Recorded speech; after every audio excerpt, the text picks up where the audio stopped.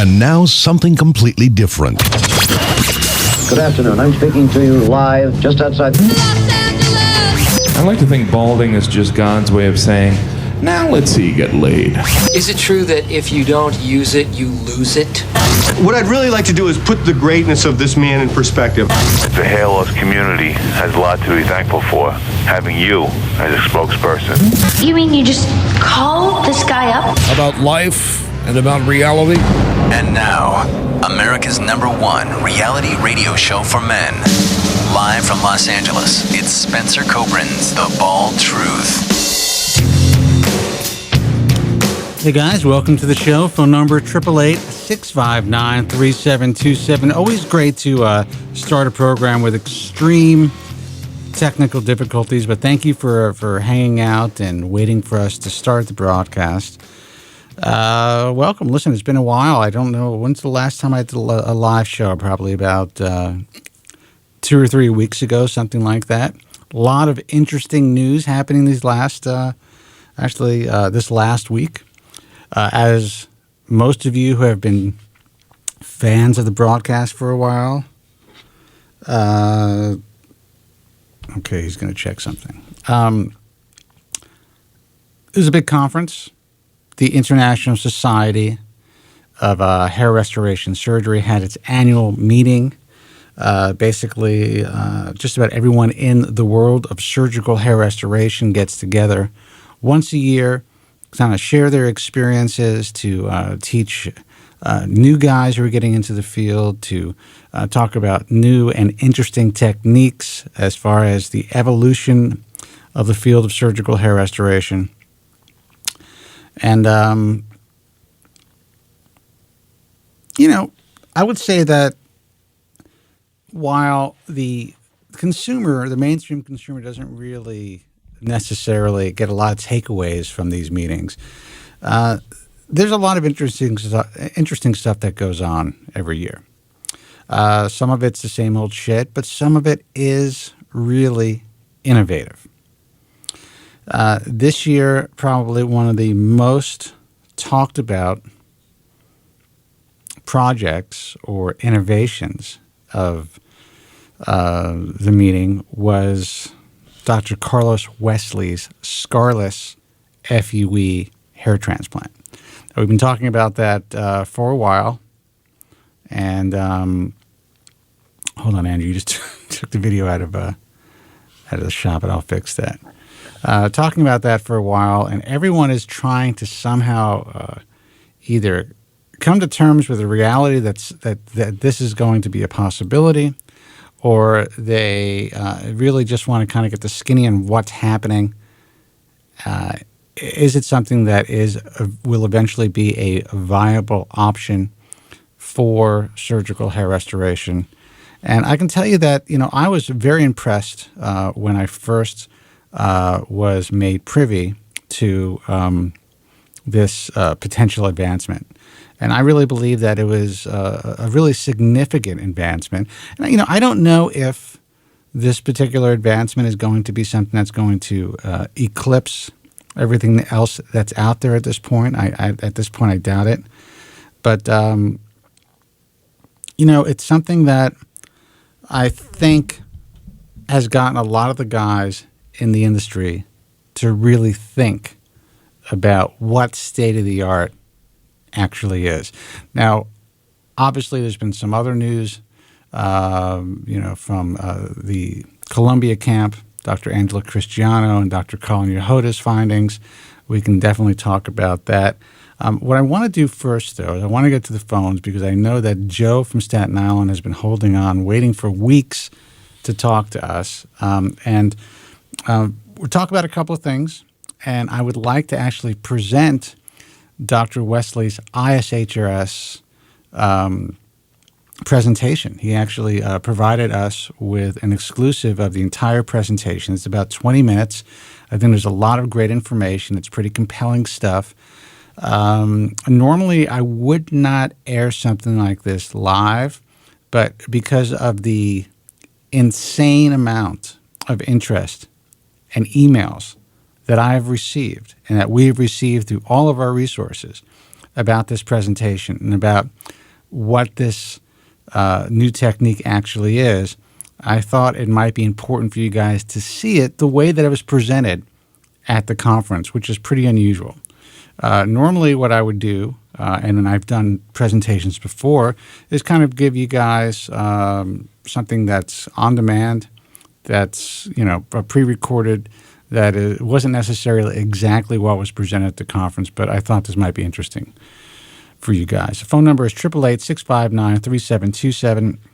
That's 888-659-3727. Let's see if this is Joe, first of all. And if it is, we'll talk to him for a couple of minutes. Hey, man, you're on the air. Who's this? Welcome back, Spencer. Your beautiful, golden, angelic voice has been missed for many, many weeks. Well, thank you for that, Joe. That's very nice of you.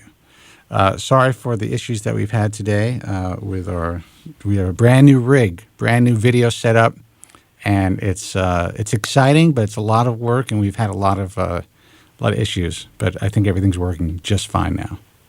Well, Spencer, if they keep it up, you're going to have to terminate your engineers. That's my recommendation. Actually, I think things are getting better. We're going to have a lot crisper video, better audio, and we're going to be able to do a lot more with what we have now. So, well, any type of video you have, Spencer, you always appear as a handsome man with a beautiful head of hair. There's nothing that can take that away. Well, appearances are deceiving, as you know. Appearances are deceiving. No, not really. But thank you. I've seen you in person several times, and I can attest to the fact you're a beautiful head of hair. So I won't get to my usual opening with all the news that's, I've been physically exhausted. You can just imagine that. I can actually imagine it. Yes, Joe. So let's talk about some of the news. If you want to go ahead. Maybe you should fill everybody in on what's happening with the Cristiano camp and Dr. Yehuda. Just so you know, I have been in touch with Dr. Cristiano. She absolutely wants to be on the program. She's dealing with some family issues today, so she couldn't join us for the live broadcast, but we will be able to speak with her and probably Dr. Yehuda. We were actually going to plan something over the weekend. That did not work out because Dr. Yehuda was in New York, but hopefully we can get everyone together and on Skype and get some inside baseball, so to speak, information to you guys, not just the stuff that you're seeing presented through the mainstream media. So your engineers screwed up. They're not even playing my opening either. Get rid of these guys, man. You know what, man? I don't even know if I want to play your opening. All right. What do you need the opening for now? I'll play it for you. My name is Joe from Staten Island. My name is excuse me. My name is Would you like to reiterate it? My name is Have you heard it? Excuse me. My name is Joe from Staten Island. All right, Joe, you happy now? Are you happy now? I'm miserable. I'm happy, but I enjoyed that. Thank you very much. You're welcome, dude. My son thought you died, that you've been off the air so long. I said, no, Spencer's fine. He just has family issues. Well, I don't know if I would consider myself fine, but I'm healthy. I mean, you personally, you would do it. I won't discuss this on the air. I'm physically healthy, thank goodness. Well, yes, I don't know your medical history. You're physically healthy. Yes, you are. I don't know your medical history. I'm mentally exhausted by this industry. I will tell you that. Well, some of the people you have to deal with, I can understand that. Actually, no. I had, I'm not going to, mention who, but I had a really nice dinner last night with somebody from the field that took the time to come out to Los Angeles, gave me a call, really wanted to have dinner. Haven't seen the guy in a long time. We had a really great discussion about the industry. And, there are a lot of great things that are happening, not just what we're going to be speaking about tonight, but a lot of things that, the guys in the online world, the online community, it's very difficult for them to fully grasp how things are evolving because things happen so slowly. But I will tell you that in no time in the history of my career being in this field have I seen things move as rapidly as they are moving now. So for all of you guys out there who are complaining, who don't think that, shit is good enough, who are just, tired of what we have to work with right now, we have a lot more to work with than we had, 10 years ago or 12 years ago, and in my view. And B, things are moving rapidly. So will there be a cure for hair loss in the next 5 years? Who the fuck knows? I really don't know. But I am telling you that treatments are getting better and better. But if you are expecting a completely full head of hair from these treatments in the next couple of years, I wouldn't hold my breath at this point. Would you say a significant cosmetic improvement is possible, though, Spencer? I would say absolutely. Absolutely. Okay, so I don't want to take too much of your time. Let me ask you one quick question quickly. Yeah, please don't take too much of my time. Oh, I'm sorry, Spencer. Will you be recording your interview with Dr. Wesley will be in the Bold Truth so we could dissect it further, study it? You mean will I be recording this broadcast? No, you'll be putting your segment with Dr. Wesley in a separate section so we can dissect it more closely. Well, right now what you guys are going to be seeing is his presentation that he presented to the ISHRS. And he's going to be talking about his technique. He's going to be talking about the instrumentation and the different iterations of the instrumentation that he's developed, and really exactly what he believes is the future of surgical hair restoration. So I think it's a pretty compelling presentation. You guys all, it's 20 minutes long. So, some of you guys may think it's a little boring. Some of you guys may be just riveted because I think it's pretty compelling. But whatever it is, to answer your question, yes, this will be put online, and we're also going to be adding some more video and some different aspects to the technique that he's going to be able to explain in a little more detail in the coming weeks. So while this is being played, will we be able to interject, or just dead silence from me and you and everybody else? We can do whatever we want. I can stop and start. We can interject. We can do whatever. I can go to the can if I choose to. Maybe get a shot of whiskey with my beer. There's going to be a lot of options, Joe. Well, you're the boss. I'm perfectly lucid tonight, as you're probably aware of. But as Friday, I wasn't. I was heavily medicated. Well, what I'm going to do is I'm going to keep you potted up. Okay. And I will obviously be potted up. Okay. And if for some reason you need us to stop the video and you would like to say something, Joe, I'd be more than happy to pause it and discuss what we need to discuss. I appreciate that. Just a quick shout-out to my good friend Artiste and Jerry, my very dear friends, who are my pen pals. Now, should I get right to the news now? It's one news story, actually. Yeah, well, let's get to the news, and then we're going to get to this presentation. Well, this is major. This has been covered on CNN, ABC, Fox News, CNBC, the list, CNN, New York Times, Time Magazine. This is front page news. The media ate it up, as you know, Spencer. Of course. And it was like the cure of the century. They made it to be like, it was like God has returned to Earth. They made it sound like. Well, the bottom line is Colin Yehoda, Walter Mayworth, and Dr. Andrew Cristiano, who I had the pleasure of speaking to about 10 years ago, the bottom line is, I could take 2 hours to explain it, but I'm not a scientist. I'm just a hair loss expert. Right. They've grown hair follicles on human foreskin, like foreskin of, can I say the word on the air? I don't want any FCC investigation. Yes, you can. I believe they use the foreskin of a penis, among other. I'm not trying to be funny. Right. You're exactly right. And they've grown new hair follicles. Right. There's a lot of foreskin jokes I'm sure Dr. Cristiano has been getting, and we'll talk about that when we have her on the air. The bottom line is this exists now, and there's also some talk that they'll be able to get cells from other people and inject them with another host. Have you heard about that? I have, yes. And just so you guys know, it wasn't as though the foreskin was just removed from some adult. These were foreskins that were removed from infants in the hospital.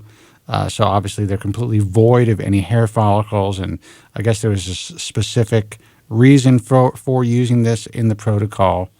So, I think it's interesting that that's what they chose. But they're saying people with alopecia totalis, universalis, or burn victims can also receive hair from another person. Well, yeah, and that's the thing. That's what's going to be. That's what's unique about this is a complete development of completely new hair follicles. So we're not just moving hair from one area to the other. We're not taking a hair and bisecting it or transecting it, and then hoping to grow 2 or 3 hairs from one hair follicle. This is actually the creation of hair, which is monumental. Now, everyone is probably saying, "Oh, yeah, of course the news is going to pick this up. It's big news." Is this going to be something that's going to be easily developed into an application that's going to help men with androgenetic alopecia and other hair loss disorders in the next couple of years? I doubt it. But it's another step. It proves that this can happen.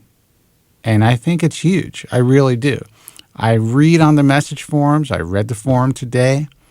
A lot of people are just like, it's all bullshit. It's all the same shit. I think you feel the same way, Joe. But I think I think it's bigger news than most people can really comprehend. Well, this, Spencer, hair loss sufferers have been disappointed so many times before. You know what I'm saying? We've been disappointed so many times before. The reason you're disappointed is because when you guys see this media, and you have to understand that these companies are into, they're trying to get eyeballs. They're trying to sell ads. They're trying to sell, get more people to their blogs. They're trying to sell commercial time. These are sexy stories. So of course, when they report these stories, they may be slightly blown out of proportion. Now, I don't think they were necessarily blown out of proportion this time because this is really big news. But when a hair loss sufferer sees this, it gets them hyper excited because we automatically think that if it's in the media, if it's being reported about today, then we are there, that this is going to happen today. So that's why people get disappointed.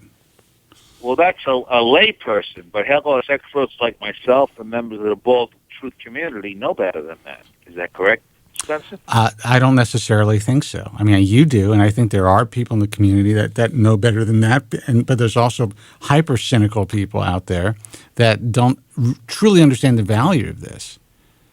They're hoping against hope that Needham is going to come up with something that's going to be applicable and usable, and something that is going to be something that we can a hair loss sufferer is going to be able to purchase next year and have tremendous success with.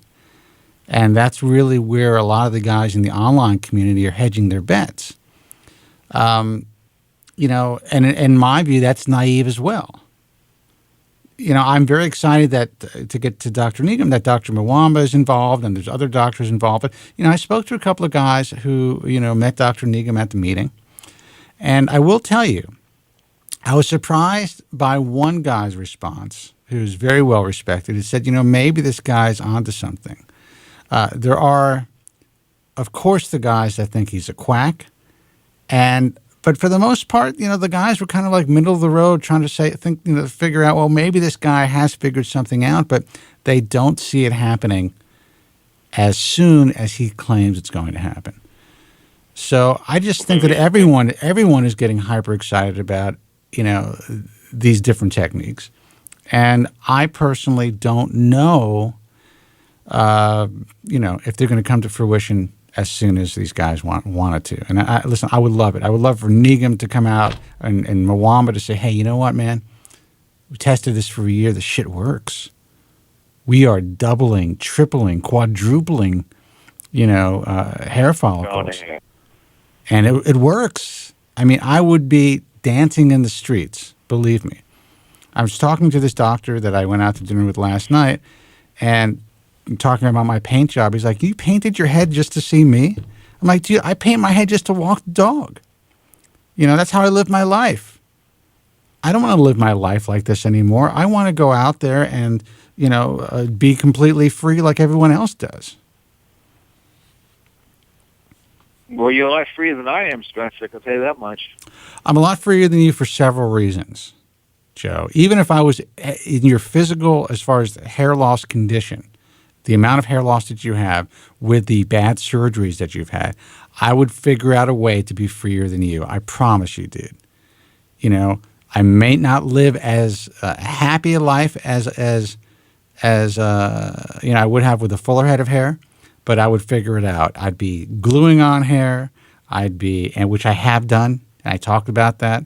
I'd be gluing, painting, transplanting, whatever I needed to do to make myself feel better.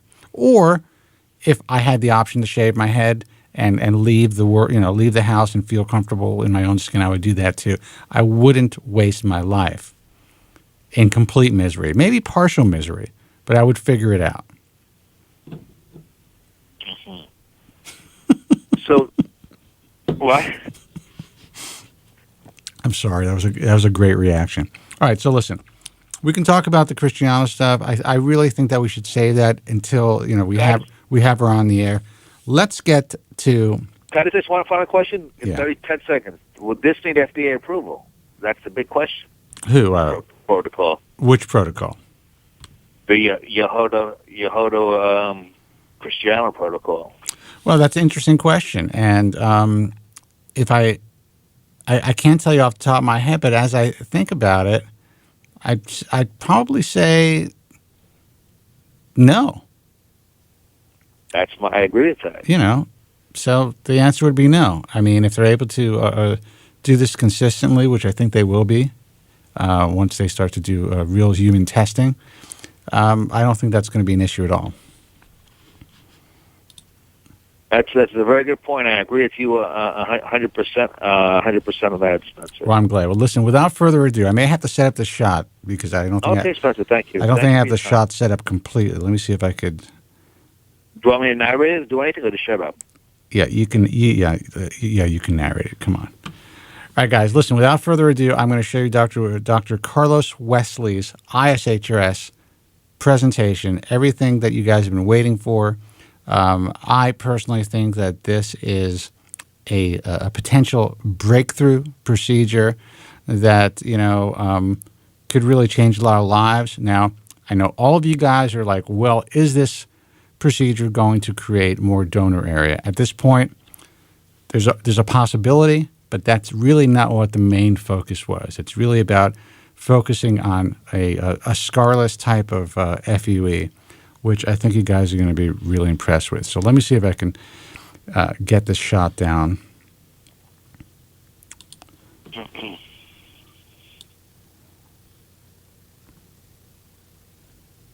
Let's see what we got here. Well, this is radio, Spencer. Do you want me to talk while you're doing that? No. 2 years ago, and therefore became a company. The idea came to me after a very trying weekend taking care of my little 2-year-old nephew. I was exhausted, dropped him off at his mom's place, hopped back on a train to come home, and I saw this image in front of me on the train. I was really taken by this image and thought to myself, well, why does there have to be any stigma of scarring in the donor area after hair transplantation? And that's what really led to the development of this project. Now, it's a novel approach to harvesting hair follicles, and there's a whole host of advantages. I'll go over this slide at the end of the presentation again. But first, let me give you a little background that led up to this. So we all share the same objective, to improve density and coverage in a very natural appearing way. Traditionally, the strip harvest was the most common approach to harvesting hair follicles. When it's performed properly and carefully, the edges are brought together very nicely, and ultimately it can lead to very fine scarring. This is actually a patient of mine after having had 2 strip harvest sessions with me, and you can see even after multiple sessions, when it's done properly, there can be a single very, very fine, almost imperceptible scar. There's methods used to help further camouflage scarring. For example, a trichophytic closure is a special type of closure that allows the hair to grow through the scar to further camouflage it. So when it's done properly, this method can be a very effective way of minimizing any perceptibility of the scar and back. However, It's not always the case. This is not one of my patients, but this is a patient that came to me after having undergone a strip harvest by another physician, and you can see that whether or not they wear their hair at a very So do me a favor, stop breathing so heavily. Otherwise, I'm going to have to pot you. I'm going to have to pot you down.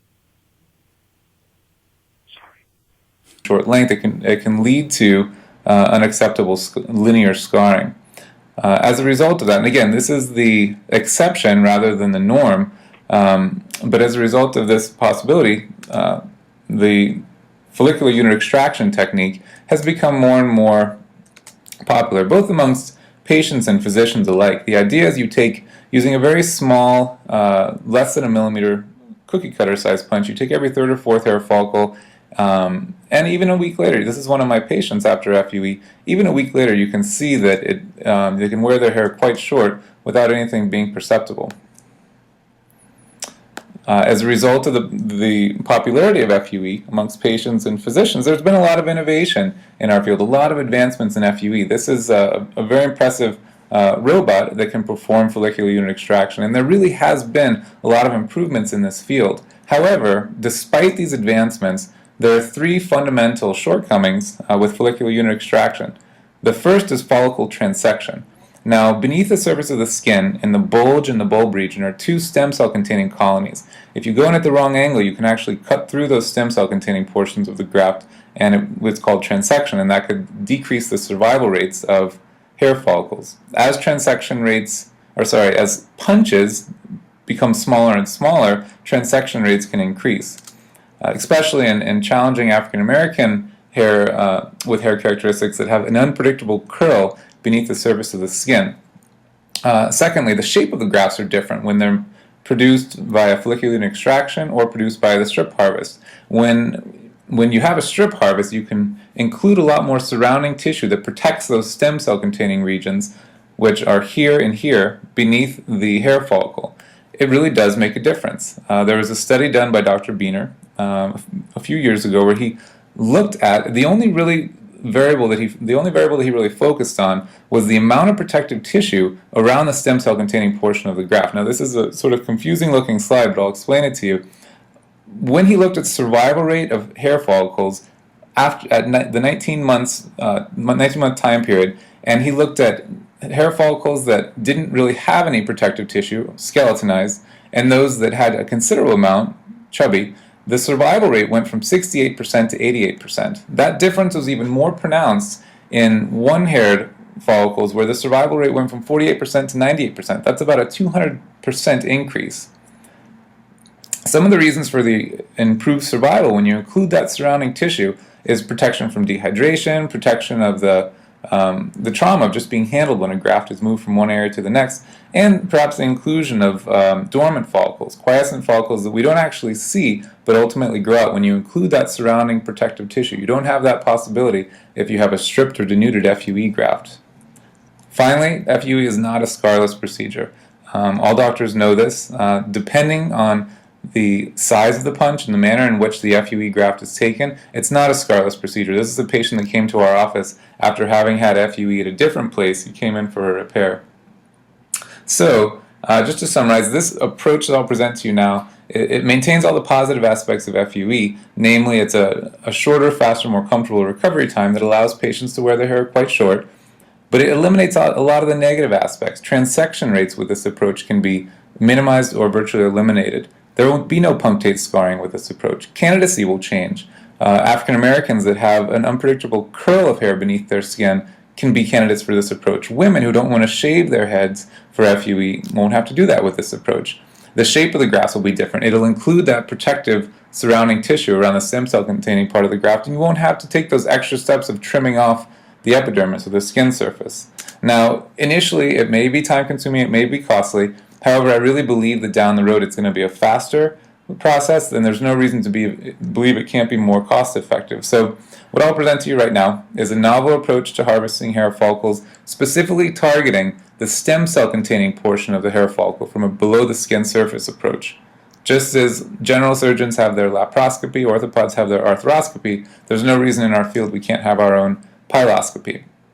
So let's rewind the clocks a few years. This is going back into an old cadaver lab When we perform the strip harvest, we realize there's a natural plane of separation within the scalp, within this subcutaneous plane. If we think of that as a pocket or a visual cavity into which an instrument can be placed to harvest these overlying hair follicles, then this can all be possible. Now, this video clip was taken years ago. Up here you can see this is a series of follicles as seen from the outside in a cadaver scalp. This light is just a scope from below. Down here, the same series of follicles as seen from below. On the left or the right hand side, you can see I'm actually pulling back from within that cavity. So you can imagine all those black dots, those are bulbs of follicles. You can take every third or fourth as if they're balloons on a ceiling. Now, there's two main advantages to this approach. The first is since you're coming from below, you're seeing everything that you need, the stem cell containing part of the graft, you can virtually eliminate follicle transection. Rather than blindly punching from above, as is done in FUE, you're actually seeing what you need from below. You can also gather up a lot of that protective tissue, that stem cell containing portion of the graft protective tissue. And this is an image of a follicle taken with what we call a piloscopic approach just a few months ago in March. You can see it has that chubby appearance, that protective tissue in the subcutaneous portion of the follicle and the dermis. The second main advantage is since you're gathering the stem cell containing portion of the graft and not traumatizing the overlying skin surface, you can truly eliminate scarring. Patients can wear their hair as short as they'd like. On the left-hand side, this image is in triplicate. It's the very first hair follicle that I took using a piloscopic approach. Here you can see, this is where I took the graft. It's just an absence of hair, but there's no evidence of trauma. You can imagine taking this one, maybe this one, maybe this one, maybe this one, and you would just have generalized thinning, but you wouldn't have any external evidence of trauma. On the right-hand side, this was taken just a few months ago of a cadaveric scalp after I harvested 60 hair follicles. This was taken seconds afterwards, not months afterwards. This was seconds after 60 follicles had been harvested within that area. You can see there's no overlying evidence of trauma, just an absence of hair in some areas. So that's great, but you can imagine one of the challenges of this approach is you have to make sure and dissect out the correct plane within that subcutaneous tissue. So we've been looking at a new way of performing this. We're actually going into a safer subgaleal plane that has this sort of fibrotic protective tissue over it. One of the advantages of this is we'd be avoiding a lot of the nerves and blood vessels that are present within the subcutaneous plane, that subcutaneous tissue. Of course, the challenge then is, well, then how do you see the overlying hair follicles if you're in the subgaleal plane? And the answer to that question came in the form of a high-frequency ultrasound company with which we've been working. This is an image of my arm on the left-hand side using a 50 megahertz ultrasound. You can see very clearly the shaft and even the sheath of the hair follicles. You can see in great detail hair follicles using a high-frequency ultrasound. Now imagine coupling that with an image of the instrument coming out from below. This was taken about 2 years ago, this image of one of our basic versions coming out from below. So you can see with this approach, you can actually see the instrument encasing the desired hair follicle and ultimately clipping it off. So that's great that you can see everything without traumatizing the overlying skin surface, but there still remains the question of, well, how much of the hair follicle do you need to include in order to ensure that that hair follicle is going to remain viable when it's transplanted, that it's going to survive? Well, the answer to that question came in a great study done by Dr. Jimenez a few years ago, published in Dermatologic Surgery. What he was looking at was where along the hair follicles stem cells are present. So he did a special study called an H&E stain using a special antibody called CK15 that's specific to stem cells. And what he found is that stem cells are present all along a follicle except for about a 1 millimeter stretch before the hair exits the skin surface. So what this tells us is we can come up from below and we can gather everything that we need in a hair follicle, all the stem cell containing portion that we need to have a viable follicle once it's transplanted, and then we have about a 1 millimeter target to clip that off without traumatizing the overlying skin surface. Now, a millimeter may not seem like much, because it's really not, but when we use this special approach of injecting very superficially a bit of saline or something to mess that layer, that 1 millimeter target can become 2 or even 3 millimeters that will make it easier to clip that region without traumatizing the overlying skin surface. So I've talked a lot about the theory. Let's talk a little bit about the instrumentation itself.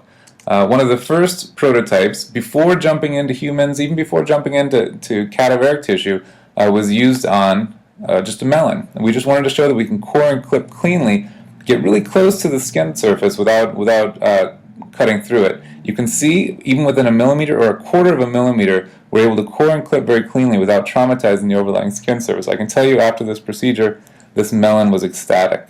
This is just to show you the shape of what the grafts would be like using this melon. And down below you can see sort of the dimpling effect after harvesting these cored out portions of the melon. That's something that goes away in just a moment. That's something that is used for really precise clipping, really precise measurements to make sure we don't go through the surface. Now, in order for something to be truly incorporated into a practice, it has to have three characteristics.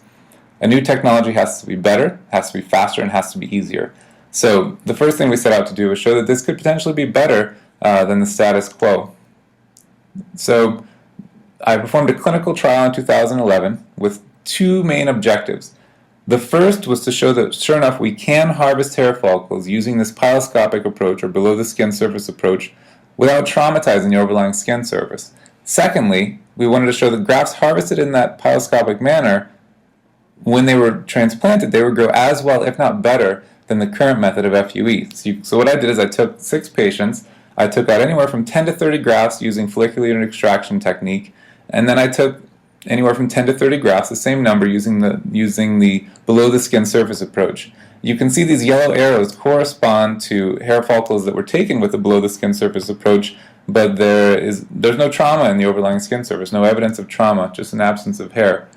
They were placed in chilled normal saline, and you can see on the left-hand side of the FUE grafts, they have that typical skeletonized or denuded appearance. On the right-hand side are the piloscopic grafts. They have that healthy protective tissue. And if in the textbook, sort of the Bible of our field, the hair transplantation textbook, it describes the perfect follicular unit graft as having very little dermis and sufficient subcutaneous tissue. It then goes on to state that the epidermis, the skin surface, should be trimmed.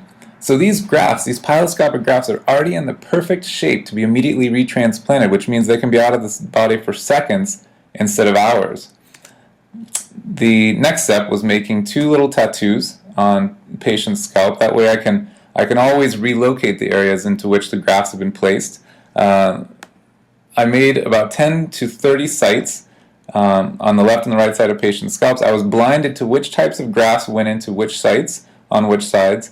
We can then use a special magnified camera to find those tattoos, take serial images every time the patient came back, and then we use special software that we can overlay, we can superimpose before and after images to really see where the hairs that were transplanted grew and which ones didn't take. So this image just shows you a patient. In this case, he had FUE on the left and piloscopic grafts on the right. This is taken at day 0, 3 months later, and then 4 months later. You can kind of get a sense that maybe the piloscopic grafts grew a little better, but it's difficult to tell from this image. It wasn't until we quantified the results that we really started to see a trend. So this slide seems a little busy, and I will explain it now. The x-axis is the patient.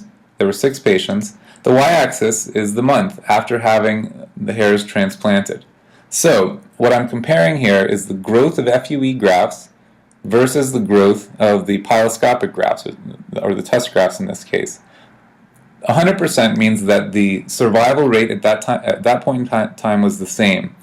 Any number less than 100% means that the survival rate of the piloscopic grafts was not as good as the FUE grafts. Any number more than 100% means that the piloscopic grafts actually grew better than the FUE grafts. So patient 1, for example, at 3 months out, he had the same rate of growth of FUE grafts and piloscopic grafts.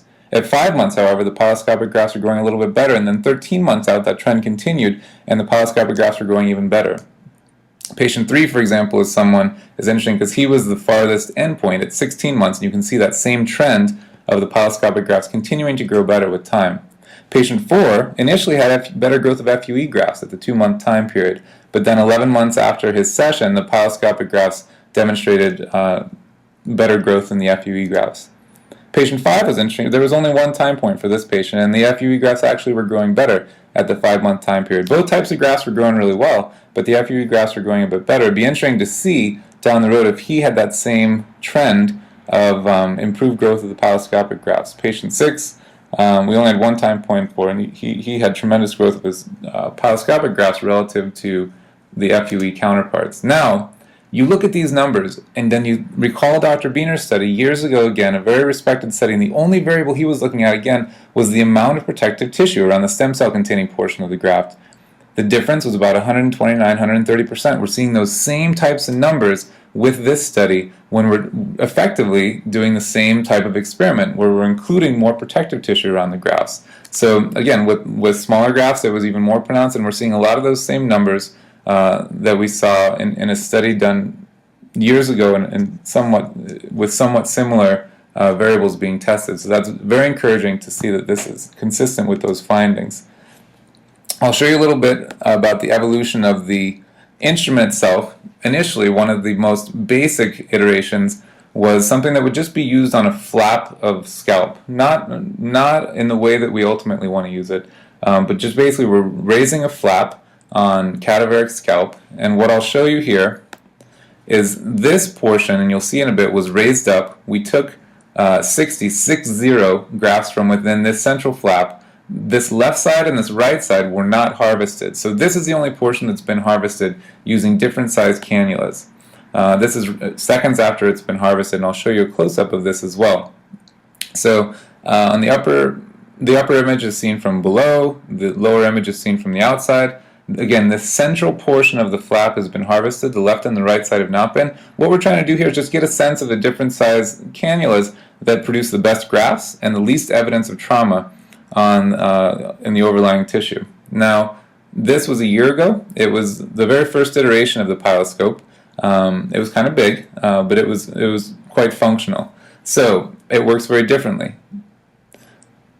Through a tiny 1 centimeter incision anywhere throughout the safe donor area. It doesn't have to be here or here. It can be anywhere throughout the safe donor area. Through a little 1 centimeter slit, we can undermine here, and we can access the entire safe donor area, and we can harvest all throughout.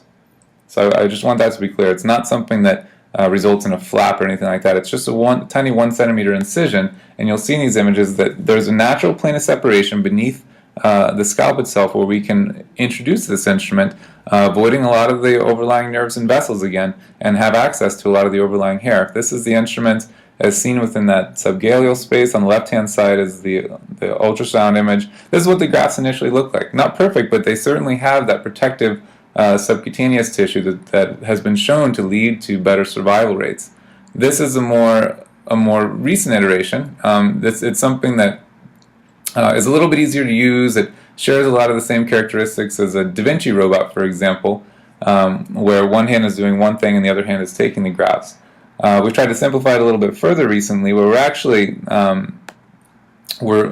we have a laser that corresponds to the coring and clipping portion that's coming up from below the skin surface. So we know we know exactly what's going on beneath the skin surface based on the little laser point that we see on the outside. Now, just like a filly horse being placed in an open field, we just wanted to test the efficiency of use. We just wanted to put our instrument, give it 30 seconds to just sort of go as fast as it could, and just to get a sense of how well it works. And you'll see that now. See how many grafts we can. Tell me when to go. Say like a 3, 2, 1, go.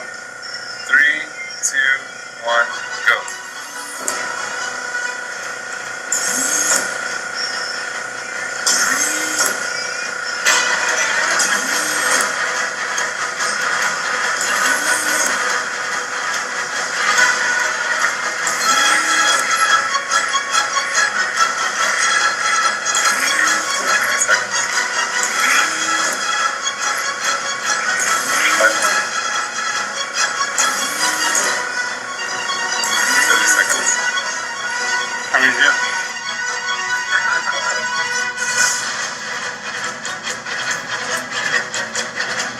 And another exciting possibility of this approach relates to a study that Dr. Jerry Cooley presented years ago in Boston at the ISHRS meeting. What he was looking at specifically was the effect of ACell on scalp biopsies. Now, just to explain it a little bit, when he performed a scalp biopsy and punched out intact hair follicles, what happened is no hair would grow back and there'd be some hyperpigmentation there. However, when he did the same thing, punched a scalp biopsy and took an intact hair follicle and packed that cavity with ACell, what he found was no hair grew back, but it didn't have that hyperpigmentation. It had the look and feel of a virgin scalp.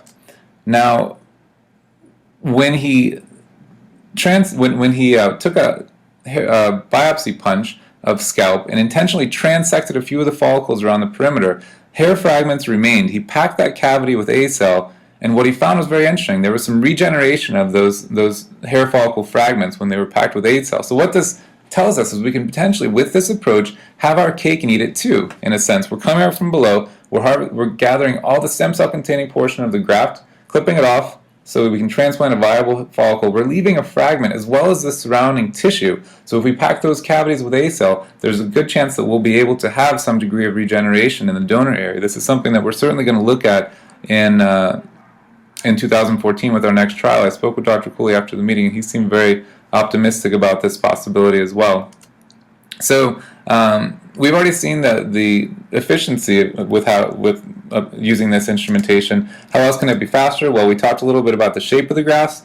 They're already in the perfect shape to be immediately retransplanted. And finally, since we're coming from below, we can actually adjust the angle and direction of the hair so we can align everything and make it more predictable, meaning we don't have to take one at a time anymore. We can take 5, 10, 50 at a time. And how is it easier? Well, the answer to that question right now is no. It's not exactly easier. But I really do believe with the very talented team of engineers led by Trevor Lewis at IMDS that I know that each and every prototype has become easier, more ergonomically friendly and user-friendly. I really do believe down the road they're going to be able to make the instrument even easier than the current methods as well. So just to summarize, this is an approach that has been shown to actually increase survival of the grafts compared to FUE. Patients, even though in the video that you saw was a shaved head, patients don't necessarily have to shave their head using this approach. There's less out of the body time for grafts, which will help improve their survival. Using this method, we can potentially take more than one graft at a time. That can really speed up the process, and 2,000 graft sessions won't take the amount of time that they currently do. There's less graft manipulation. Grafts don't have to be handled as much using this method. They can go right back in. Another really important advantage that Dr. Walter Unger, who established the safe donor area years ago, is fond of is the fact that there's less of a stigma of scarring when you harvest outside the safe donor area. Right now with FUE, when you try to have these big sessions, we're going to the fringe of that safe donor and even beyond it at times.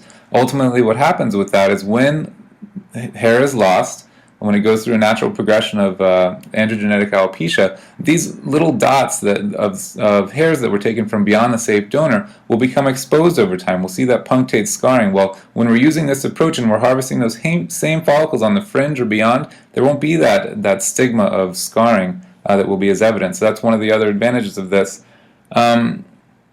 Patients can be in any position. And lastly, patients right now who are not great candidates for FUE can really be candidates for this approach. So thanks a lot. I appreciate your time and attention. So you guys have to realize that this was the actual ISHRS presentation. So some of what was shown to me personally and to potentially a couple of other people, but I think the presentation that I know that Artista keep talking about might have been slightly different than some of what I was actually made privy to. It's a pretty impressive technique, and I will tell you that we'll be getting more kind of like, wow video in the coming weeks that Dr. Wesley did say that he was going to provide to us here at the Bald Truth. So it's pretty exciting stuff. And I think what you guys have to understand is, and let me pot Joe up. Joe, is that you? I don't even know. He may have. Joe, is that you? Yes, it is. Factor. Yeah. I think what you guys have to really try to put into perspective is the magnitude of what you just witnessed. And I don't think a lot of guys really understand it. Having the ability to basically go into a relatively easy to get to plane separation between the scalp, the galea region, adding a little bit of tumescent to stretch that out, to be able to go underneath there without causing any real trauma and to be able to extract multiple grafts at a single time, which is what they're working on right now, without any visible scarring, is absolutely huge. And being able to go in there and specifically just remove portions, the most important parts of the hair follicle, and leave some behind, that could actually be kind of like the holy grail as far as regeneration of the donor.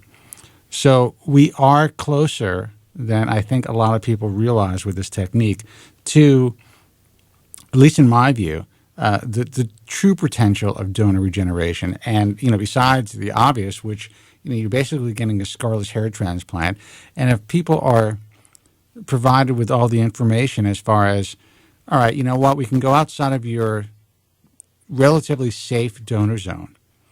And if you do begin to recede as you get older in those areas, at least you don't have to worry about scarring, and you can live your life for the next 20 years with a lot more hair than we would normally be able to move, because there would be visible scarring if, in fact, those areas receded. So there's a lot of benefits to this, potential benefits to this technique that I don't think should be overlooked.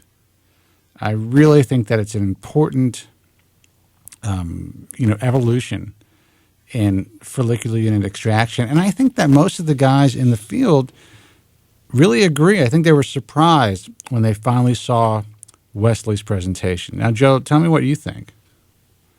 Well, I've been studying it, but I'm a hair loss expert, but I'm not a scientist. I'm really confused. Maybe you're more of a transplant expert than myself. Maybe you can explain to me exactly what the protocol is supposed to do. Is it donor regeneration, or help a person with depleted donor area? What is? Jesus, so you didn't watch it at all. So apparently the sound. I watched the whole thing. Apparently our sound is we're having problems with our sound. Andrew Zarian is writing me right now. Let's see what the problem is. There was some technical problems, but I captured most of it. Okay. Yeah. All right, it's not the cable. But I'm glad that it's okay now. So your question is what? What? I'm confused. Does it create donor regeneration? Will it help a person with depleted donor area? What exactly is it supposed to do? I'm confused. I'm not trying to be facetious. I'm being serious. Okay. I am confused. First of all, just expedite this for me. All right. And I'll answer Andrew's cable question in a second too, because it's kind of bugging me, because it's definitely something with the software at this point. But whatever.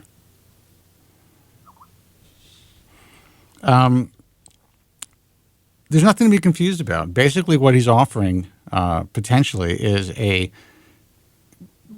almost a completely scarless way to have a hair transplant with practically zero transection. Even if you do a strip procedure, which is supposedly not a blind procedure because you are dissecting grafts under a microscope, when you're cutting that strip, even in the best hands, using the most care, you will transect, you will destroy some grafts. In this procedure, if done correctly, you're going in from the bottom. You're able to completely see what you're doing, and there is very little chance of destroying the grafts in any way. Plus, the grafts really only have to stay out of the body for a relatively short period of time, because they're going to be able to remove several grafts at a time and then implant them as they're removing them. So, there's going to be less handling, less storage time, chubbier grafts. There's going to be more protective tissue around the cells, the important manufacturing plant of the hair follicle. So there's so many benefits, potential benefits to this procedure. It's actually mind-blowing when I think about it. It's a very, very, in my view, as a layman, as a person who's never performed surgery but has an intimate knowledge of how hair transplant surgery is performed and has had contact with thousands of patients who have had procedures over the years, I think this is a huge breakthrough that if could eventually catch on, could really be a game changer, like I said a couple of months ago. But my understanding is he's only taking a portion of the hair follicle out and leaving some of it intact, which is actually donor regeneration. What he's saying is that that is a possibility, because really, in order to transplant the graft, all he really needs to do is remove the vital components of the hair follicle, and he's able to leave certain vital components behind that could potentially be stimulated by potentially a cell or other growth stimulants to continue to grow. So theoretically, he believes that there's a good potential for donor regeneration. And that's really how all these donor regeneration procedures, so-called procedures, or so-called donor regeneration procedures, are kind of being performed today. There is a piece of the structure being left behind to then proliferate, that's a tough word for me, in the scalp, in the donor area. And if you can do this from underneath without causing any type of trauma to the outer layers of the scalp, I think there may be even a greater chance of a stronger regeneration, and then maybe even a greater chance of being able to reuse those grafts in the future compared to what's being done today by the likes of Cohen Go or what Needham is claiming to do. So this protocol could help a person who has a depleted donor area. It's pretty obvious. Absolutely. Depending on how far they go. Right now, things are, I'm not going to say that it's in its infancy, but they're still moving at a very gradual pace and doing proper clinical studies. And I think Dr. Wesley's done it right. He's presenting it to the world. I don't think that he is. And listen, I'm a capitalist. There's nothing wrong with making money, but I don't think he's overly concerned about, making tens of millions of dollars off of this instrumentation, because there's only so many people in the industry that will buy it. I really think that it could be a huge advancement. And listen, I spoke to a couple of really cynical guys, and one guy that I spoke with last night, who I had dinner with, he's cynical himself about a lot of things, and he definitely, sees tremendous merit in this, potential merit in this procedure. So all I can tell you is, listen, when I first saw it, I thought to myself, shit, this is a game changer.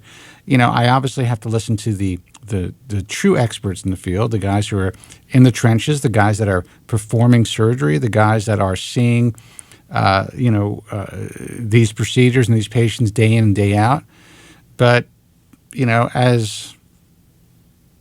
to me, common sense dictates that if you're not causing significant damage underneath the scalp, if you don't have to kind of like muscle your way to create an opening in order to get those grafts out, if that opening is a natural opening, which it appears to be a natural plane into the scalp that they're able to use and utilize and then expand with some tumescent, with liquid, then to me it seems like a no-brainer.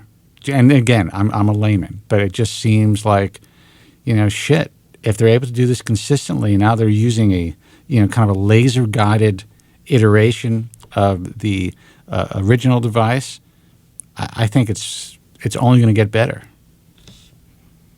Well, obviously, this doesn't need FDA approval. There's no drugs involved, so I don't think FDA is involved. Well, the FDA will be involved for FDA clearance for any type of medical device, for sure, but it doesn't need FDA approval. And as we all know, FDA clearance is a lot different and a lot easier to obtain. So, sure, listen, guys. I mean,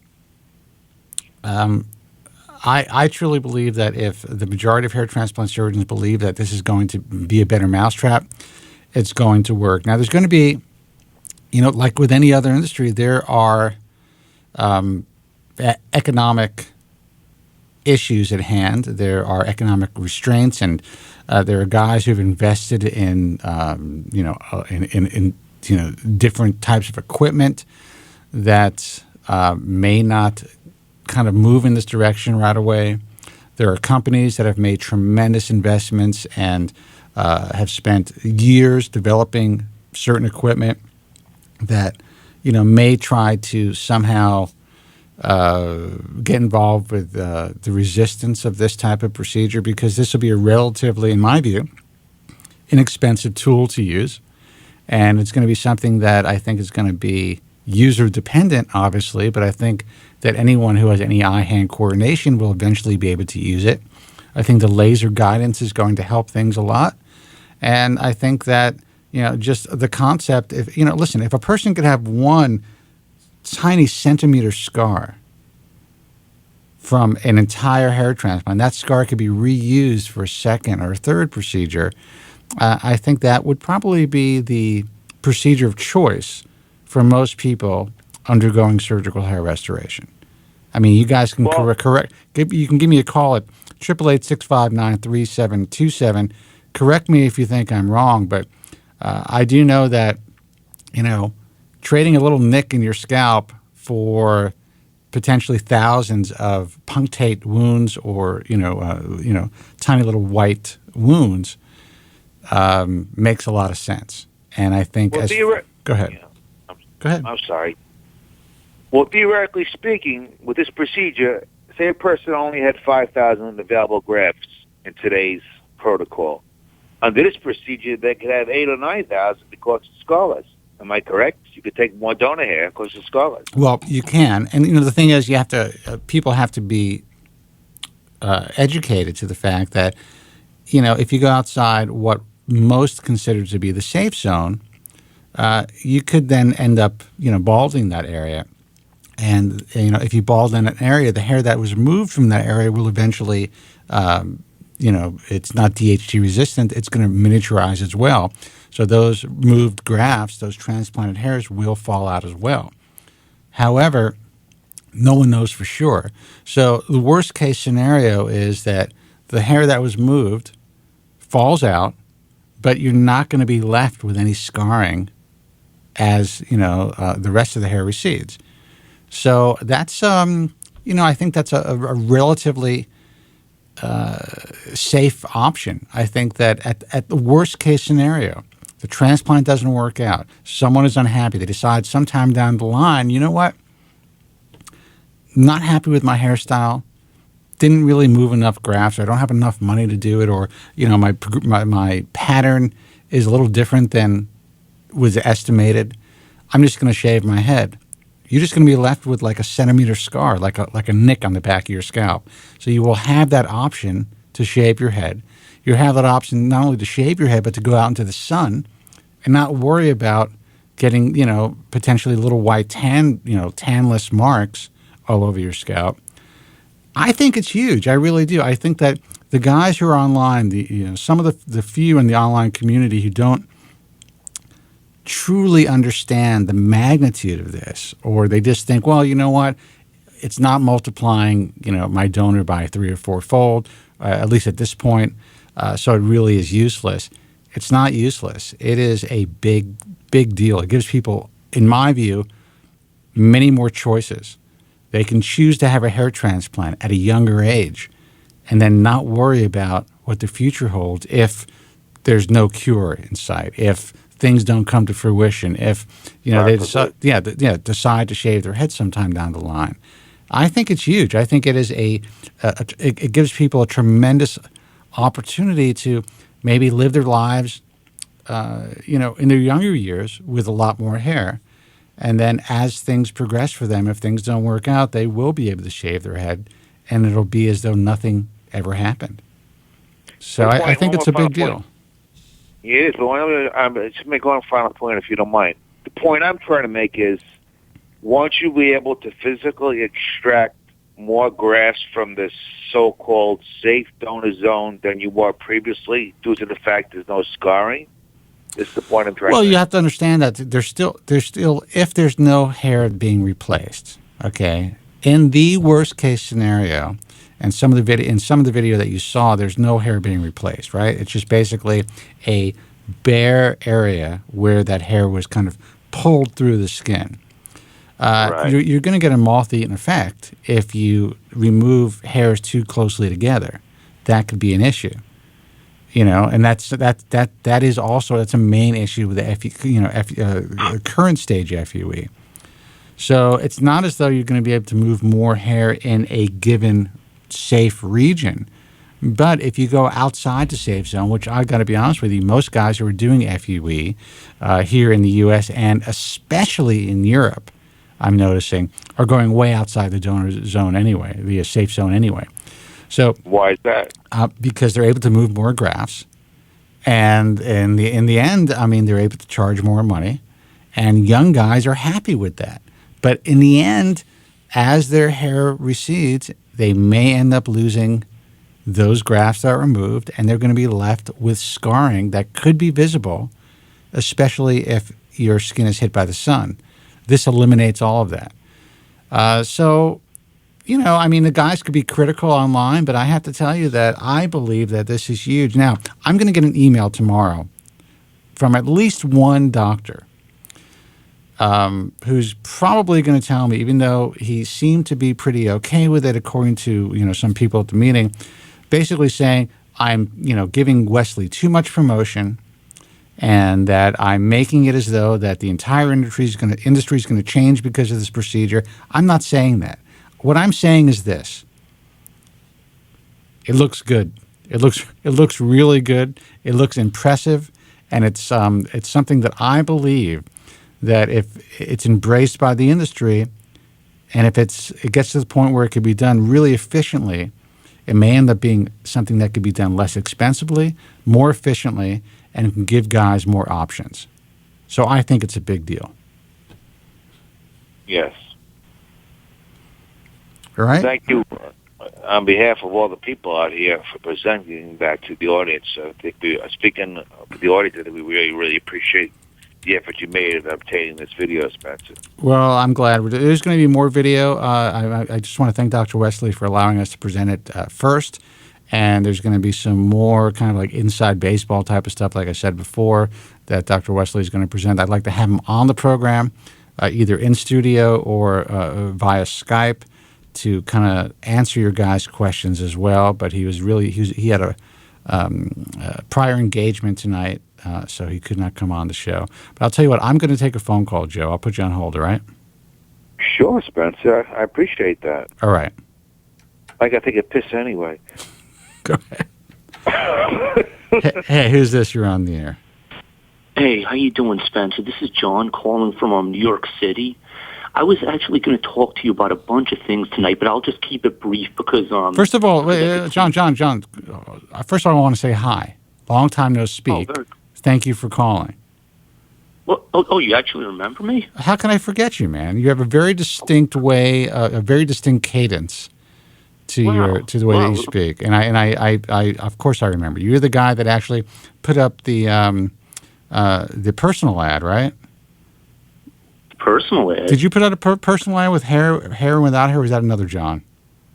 No, that was not me. No. Okay, but I do remember your voice though, for sure. So I'm not bullshitting you. But go ahead. Very, very cool. Okay. Like I said, I was going to talk about a bunch of things, but I could see like you're kind of almost out of time, so I'm going to keep it brief to basically the main thing that I was going to ask. I got 40 minutes, dude. Take your time, whatever you want to know.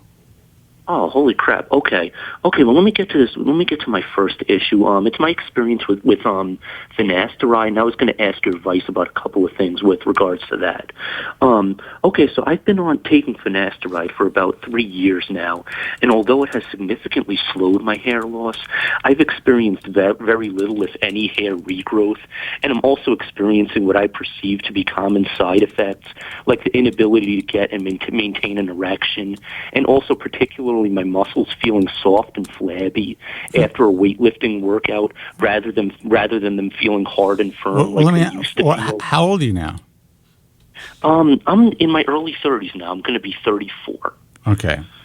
When did you start to notice? And first of all, I forgot. How long have you been on finasteride?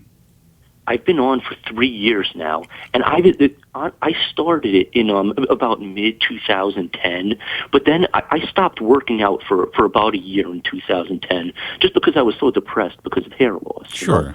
So then I started working out again, and I noticed it. I mean, I've been lifting weights for like 20 years now, and so I know these aren't psychosomatic effects or whatever the term is for that, because I've been doing this for 20 years, and I don't feel the pump. I feel them soft, like I said, soft and flabby after a workout. But like I said, I continue to soldier on with finasteride and live through these side effects because honestly, I'm just scared to death of going bald. Well, let me ask you this, John. How is finasteride working for your hair, first of all? Okay, well, it slowed down my hair loss. I have long hair. I don't know if you remember this about me as well, Spencer, but I'm like kind of a rocker, kind of a metalhead type guy, so I keep my hair I do. relatively long. Yeah, I keep it long. So, I mean, I still lose hair in the shower, so I'm not sure if that's just basically because it's longer or because I'm continuing to lose hair because I'm genetically predisposed. So, but anyway, like I said, I think it slowed down my hair loss definitely. But like I said, these side effects have been really getting to me as of late because, like I said, I know how my muscles should feel after a workout, and I mean, I work out. I agree with you. And I just want to let you know that you're not alone. I've heard this before. And I exercise, and I've worked out. Since I was 16, 17 years old, on and off, mostly on, to some degree. I will tell you that, being on it for these many years, I definitely still get like a super pump when I train, and so for me, I haven't experienced that, but I will tell you there are guys who have written us over the years, and I see online that complain of the same side effects. So I don't think that's psychosomatic. I think it's very real, and I think it happens to some guys. Okay, so my question to you, two things. One thing, do you know any sort of hormonal doctor in the New York City area that I could possibly go and see about this? That's number one. And number two, do you know of like... Okay, let me get you to answer that. I'm sorry. No, it's okay. Go ahead. I'm trying to put Joe on hold because he's talking to somebody, and I may end up hanging up on him, but let me see. Oh, golly. All right. There you go. Sorry about that. So, okay. So your first question, hormonal doctor in New York. Yeah, that I could go and see about these these side effects, and also that leads me towards my second question that maybe you know of, or he could put me on maybe some like estrogen inhibitor or maybe some other type of medication that would perhaps minimize or eliminate these side effects. Well, here's the problem: you're in your early 30s, so there's going to be a lot of doctors that are going to be hyper concerned about putting you on anything that's going to alter your hormones any more than you're already altering them with finasteride. Most doctors, and I'm talking about endos and even your general practitioner is going to tell you you're probably going to be better off getting off the finasteride. So that's a choice that you have to take. But there will be some doctors who could be kind of fringe guys, anti-aging guys, who will kind of not be adverse to screwing with your hormones a little bit, maybe upping your testosterone. It is possible that for whatever reason, maybe you are suffering from low T. It does happen to young guys. So you should definitely get your panels done for sure. There's a couple of guys out there. There's this guy, his name is Dr. Braverman. He's like a real big anti-aging guy. He doesn't Actually, Go ahead. The funny thing you mentioned him, Spencer, because honestly, ever since hair loss, I've been looking for doctors that have basically like taken more progressive approaches to hair loss. And I saw that he was involved in some kind of stem cell type of things. So I actually get like, just email updates from him. I've contacted him before. So that's Eric Breverman, I believe. Right? Yeah. Now I know Eric. He's an interesting guy, and I will tell you that when we were both on the same radio station in New York, WEBD 1050 AM, and this is a guy who has really built a huge practice. He caters to mostly older, older people. But at the time, he was asking me as a layman about Propecia and hair loss, and he was concerned about, and I don't think I'm divulging anything that I shouldn't be divulging because I'm not a physician, but so there's no patient confidentiality. But he was asking me about potentially using finasteride. I don't know if he uses it now, but the guy's got great hair, and he was concerned about losing it back in the day. I know that. Well, I'm not going to say I know. I assume that he is a guy that works with a lot of hormone replacement and things of that nature. So he is probably somebody that you can definitely contact, and at the very least get your full hormonal panels done. Okay. I would say that a guy your age, it really is possible. I've known guys who were in their early 30s that kind of blame stuff on finasteride, but it was almost like coincidental. They started using finasteride, but they actually did have low T to begin with. So once they stopped that conversion, once they blocked that enzyme that converted testosterone to dehydrotestosterone, things kind of went into overdrive. So it almost kind of alerted them to a problem that they had even before they started using the drug. Two things I was going to mention to you. Number one, like I said, I've been like a weightlifter all my life. There were times when I was literally 260 pounds and just like lifting through the roof. I don't mean to sound egotistical, but that's great. I wish I had that discipline. Yeah, no, but that's what it was. So I know that I never really had low T. Otherwise, I would have never been able to lift what I lifted. That's number one. Number two, I see I used to go to GNC to buy creatine. I did that actually for a little while in 2011 to try and counteract the side effects of alopecia. But then I just continued to lose more hair. Creatine's kind of like notorious for exacerbating hair loss. So, okay. And same with DHEA. Okay, so anyway, that leads me to my question. When I was in GNC, like purchasing the creatine, I saw things like estrogen inhibitors, stuff like that, and I was wondering your thoughts about that, because basically what I think could be happening when finasteride inhibits the production of the DHT, you're getting aromatizing effects. Yeah, it becomes estrogen instead of testosterone. Right. So maybe if I could get it to become testosterone, that it would like eliminate the side effects, and I would also, but I would still halt the hair loss. Yeah, I mean that is definitely something that you read a lot about online. I cannot give you direct advice. Obviously, I'm not a physician, so I preface everything by saying this, but that I'm not a doctor. But that's not a that's not a unthought of or unheard of theory. It can definitely potentially help you to take either an aromatase inhibitor or something that's going to kind of block that conversion. That's up to you. That's something you definitely have to talk to your doctor about. But and you said I could buy them. Could I buy them at like GNC? Would you say? I'm not a fan of like the natural nutritional supplementation when it comes to like screwing with your hormones, because you really don't know where it's coming from. I would rather see a doctor and try to see a hormone specialist.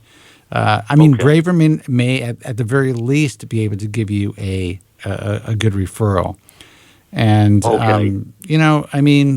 tell me about, so you're saying you're having trouble also sexually? Oh yeah, with that, but like I said, how my hair is so important to me. I mean, that I know how to counteract it, and I have been counteracting it. So what do you do? You take Viagra? yeah. When I need to, look, the shit works. People. I know guys who have no real sexual issues, but they either have some sort of body dysmorphic or something. They're concerned about the way they look naked, and they need to take that in order to feel aroused because they're so insecure. I know guys that use that for performance anxiety. So there's no doubt it works on several different levels. So, go ahead. I'll tell you, Spencer, this really illustrates how important hair is to me, because like other guys, I tell guys, who aren't suffering from hair loss about this, and they say, oh, it affects your muscles and your ability to get it up, and there's like, I get off of it in a second, but that's how important hair is to me, especially Spencer, when, me being in the rock and roll environment. Yeah, but and dude, you're not, you you act as though it's something that's specific to you. I would not be doing what I'm doing if I didn't feel the same way. If there were if there weren't millions of guys just like us who feel exactly the same way. So you shouldn't feel bad about that. The guys that aren't dealing with hair loss can never understand what it's like to lose and to eventually kind of like see your appearance eroding. And if that's something that is more important to you than having natural sexual stamina, then that's your choice. You know? Yeah, I mean, Spencer, I'll tell you, like, I mean, sometimes I think, like I said, it's more, like, exacerbated for me because, like I said, this rock and roll scene that I love so much, I mean, a lot of it is hugely dependent, you know, on having the full head of hair. All my rock and roll heroes, when I started to play, all had full heads of hair. You look at, I mean, of course. I remember during the breaks, he used to play like all this '80s metal that I loved. Right. You know, Motley Crue, Poison, Rat, all these bands, Whitesnake. They all had full heads of hair, and they would have never gotten to the positions that they got themselves in if they did not have. But I also think you'll be surprised at how many guys are wearing pieces and how many guys are wearing falls and extensions and. I mean, look at what happened with Axl Rose. I mean, what the fuck is going on with him? Yeah. So listen, I get it, dude. I want you to obviously be healthy first of all, but I understand it. You're talking to a guy. My voice is cracked. Who understands it? You know, if you were to call Dr. Oz, for instance, who has a head of hair like a 10-year-old boy. Right away, he would tell you, well, listen, if it's affecting you sexually, then get off the drug. If it's affecting you, get off the. These guys don't get it. I get it, and obviously I'm not a doctor, so I understand why you're willing to make certain sacrifices. And frankly, I mean, what's the point of, being able to? And a lot of people are going to disagree, but I mean, if you're able to function completely normally, you're not having any issues, but mentally you're so hung up on the way you look, you're not going to go out and find a woman anyway. You're not going to have sex with anybody anyway. Exactly. And so many people just don't understand that, I mean, I'll tell you, I was out the pads. I still even though I'm all depressed about this, I still try to find a way to go out, and try and get women or whatever. I force myself. I have to. That's what I did, sure. Yeah, and I mean, I was at one of my rock and roll clubs, and I got a couple of hair compliments because I had my long hair. I was able to cover up the recession and everything. Right. I kind of do like what you do. You said like the glorified comb over. How dare you? I do. I'm just kidding. Go ahead. I can joke in my ass. Huh? So I do somewhat of that as well. And I mean, those couple of hair compliments. I mean, at the risk of sounding graphic, they meant more to me than a woman saying, "Oh, I had a big cock." Yeah, that's how much these hair compliments meant to me, and that's what really said to me. I really can't get off this finasteride because I'll never get these compliments again. Yeah. So that's kind of what led me to call you right now and ask about ask about possibly counteracting these effects of finasteride, but still continuing to stay on the finasteride. Look, man, I get it, dude, and I mean, I totally understand it, and I think that, listen, first of all, and again, I'm not a physician, and a lot of physicians would say that this is probably not great advice, but the fact that you're able to counter it using Viagra is, at the very least, you're able to have sex. That's a great thing. Thank God for Viagra. But honestly, like I said, what I'm worried about is the muscle issues with them feeling, firm. But, they used to feel firm and hard. Now they feel soft and flabby. So you said Dr. Braverman, I'm going to contact him. But you said in terms of like the estrogen inhibitors and stuff or something at GNC, you're really not sure about that? I am not sure about that. And I would actually ask him. I mean, the guy, he really deals. He's a real anti-aging specialist. He's a big guy at the A4M, the American Academy of Anti-Aging Medicine. And even though that is still considered quasi-fringe, I believe in a lot of that stuff, and I think that he might be able to lead you in the right direction. So you can call him, say, hey, tell him that Spencer Kobren from the Ball Truth recommended you, and maybe he'll hook you up, or maybe I think he'll remember me. So Okay. Okay, I'll definitely do that. Like I said, the other point why I was going to call is just like kind of how I was dismayed with the industry, how there really isn't, much frequent innovation, unless it involves a hair transplant. Basically basically it seemed, but you know, I don't think I really have much time here, so I'll probably call back another time about that. All right, you know? dude. Listen, I appreciate the call. Good luck, and I'm glad that you shared your experience with people, because there are other guys out there who are dealing with exactly what you're dealing with. You are in a situation where you want to keep your hair. You're doing well with finasteride as far as your hair loss, but it's affecting you in other ways. Yeah.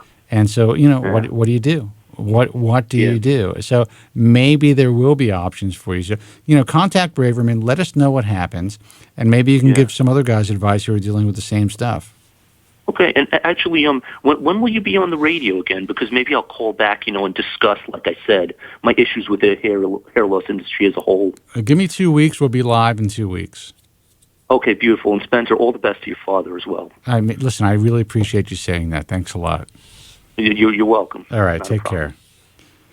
888-659-3727. Did not mean to hang up on you, dude. So, Joe, is this you or is this somebody else? No, fortunately, you got me again. Oh, Jesus. I think that dude is a very interesting caller, but I think he suffers from some body dysmorphic disorder. I don't mean that in a negative way. Well, how is that a positive thing? Well, I suffer from it myself, as you know, but I think he suffers from it also. This is my, opinion. I will, in complete candor, I think that I do to some degree as well. So I get it for sure. No, he definitely does. No doubt about that. But he was a very, very interesting caller. I will tell you though, I'm looking at the video on GFQ, and this new software is fucking great, man. I mean, having some problems with audio, but the video is unreal. Yes, the video is definitely. Who did that? Your producer Andrew, or your engineer? Who did that? You did it yourself? Well, Andrew obviously advised me, and I mean, you have to realize that this is going through. It's not coming to you live directly. It's going through a third party through Andrew, and it's still like crystal clear. It's unreal. Very, very excited about this. More excited about that than Dr. Cristiano and Yehuda? Yes, I am. Actually, personally, yes. Now, can I just ask you one question? Get back to Yehuda? Sure. Remember years ago, he proved that you could transplant hair from one person to another without the body rejecting it. Yes. Why didn't that, take off? I can't comprehend that. In my expert opinion, that in itself is a cure for hair loss. You got to understand that, the guy was really trying to just provide proof of concept, and that was his whole thing. He's not a hair loss sufferer himself. Guy's got a head of hair like it. I've noticed it may have changed a little bit as he's gotten older, but it was not a main concern in his life. But he wanted to prove that concept. According to him, he was not getting the funding that they needed to move forward with the project. I think now things are changing. Listen, it's been 15 years since that occurred. I remember I was invited to I had first been published in '98. I was invited to the main hair conference, not the ISHRS, but the now I forget the conference, but it was at the Mayflower Hotel in Washington, D.C. in 1998. That's how long ago it was. That's when all this stuff went down with Angela Cristiano and Colin Yehuda. It was a really exciting time, and the fact that I was involved, it was very exciting. And I just remember them saying that, this is a great first step, but, it's not going to be something that's going to be, we're going to be able to get to an application for male or female pattern baldness for many, many years, if ever. Now they've gotten to this point. And I think this is huge because I think they're even more motivated because there's so much, the climate has changed so much in the world of hair loss. And there's so many companies and individuals who are kind of, trying to move forward and get this stuff done so that there is a real product, so to speak, that can actually help people with common androgenic alopecia. So it's... Well, I'm sorry. Go ahead. Well, me and my good friend Dave Artista, we email each other frequently, and we were discussing this today. He insists that the body will reject hair that's transplanted from one person to another unless you take immunosuppressant drugs. And I told him no, it's been demonstrated that hair is not rejected. Well, it has been demonstrated, but I think the general rule of thumb, the general belief is that it will be rejected. It was demonstrated by Dr. Yehuda when he was able to transplant his wife's hair into his forearm, and it grew without rejection. But we have not been able to prove that, or at least science has not been able to prove that on a larger scale. So I can see where he's coming from. But realize that, all of you guys, just like me, we're a bunch of, we're not scientists. Everyone is arguing online about shit that they really don't even know about. That's what cracks me up. When I read what happens on the forums, I'm like, Jesus. None of you guys, all you guys are doing is going online, you're Googling studies, and you're arguing and pontificating about shit that you know nothing about. That's true. Let's take a phone call. Hey, you're on the air. Who's this? Hi, Spencer. Yeah. Hi, this is Joe calling from Boston. How are you? Hey, man, what's happening? Nah, not too much. I had just turned you on about 15 minutes ago, and I heard your previous caller talking about finasteride. So I wanted to just chime in a little bit, if that's all right. Absolutely, man. Welcome. What can we do for you? Thank you. Well, actually, I called you back in April we spoke. I had a procedure in March, and I called you like a month later, and we were talking, and I'm 40 years old, and I had a procedure. My last one I did was in the crown area. So my crown was pretty bald, and my doctor had done a procedure for me, and I was thinking about going on finasteride, and I wasn't going to do it, but I did. Well, let me ask you. First of all, how'd the procedure work out for you so far? Well, so far, good. I mean, it's only been 7 months. Right. And, I have some growth, but they told me it takes at least, a year, anywhere from a year to, 18 months. And but like I said, it was pretty bald, and I got about just over 1,000 grafts back there, which probably doesn't sound like a lot, but they put a lot of threes. I guess it was just a lot of threes he did. Yeah, it's not a lot. I mean, as far as the crown is concerned, it's really considered like the black hole of your scalp. But if they were able to get a lot of natural threes, then you're going to get more density for sure. Right, because I think I told you before, I had a couple of procedures done by him before, but he did mostly the front of my head. Right. And then the last one I had done, I just wanted the crown done because I had, hair up front and in the middle, but nothing in the back, and it's just kind of like, it was like this thickness up top, but then, it just died off. Sure. It just kind of looked like a wave. Right. So anyways, he did that for me, and hopefully, I'll give it another 6 or 7 months. So far, it's coming out good because the girl that cuts my hair swears up and down because she's a big critic of that stuff, and she swears up and down. She said, Joe, you're going to love it. She says, I can see everything. She says, it's coming in great, natural. So anyways, make a long story short, the finasteride thing, I tried it for 4 months, and actually it started to bother me in a way, not sexual, but it was starting to give me, how do I say this, breasts. Oh, okay. So you were dealing with gynecomastia. Now, did you start to feel pain in your breast? I've seen pictures of that. I've seen pictures of that, and it wasn't anything close to that. Well, I mean, you didn't develop it full blown, but you were starting to feel like pain in your nipples and stuff like that. No, I didn't get the pain, okay? But I was I work out all the time. Yeah. And I consider myself in decent shape, okay? I'm 6 feet, 190 pounds. I do cardio, I eat good, and I work out with weights probably 3 days a week. So we're like the same size. I'm a little heavier than you, but yeah. Okay. Yeah. I can tell by the arms and the shirt, too. You look jacked, by the way. But anyways. Well, that's nice to hear. Thank you. Anyways, so I tried it for about 4 months, and it just started bothering my lower chest, and I went off of it because I'll tell you, obviously I want to look good, obviously doing hair procedures and working out all the time, and Sure.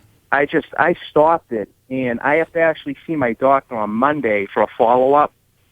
And what I did, though, was I went out and I bought one of those laser hats. And, pretty expensive. Yeah. But so did you buy the actual laser? That. Did you buy the actual laser cap, or did you buy one like the I laser didn't buy helmets? the actual laser cap. It's another one. It's can I say it? Yeah, sure. What it is? Okay, it's the Capillus 272. Okay.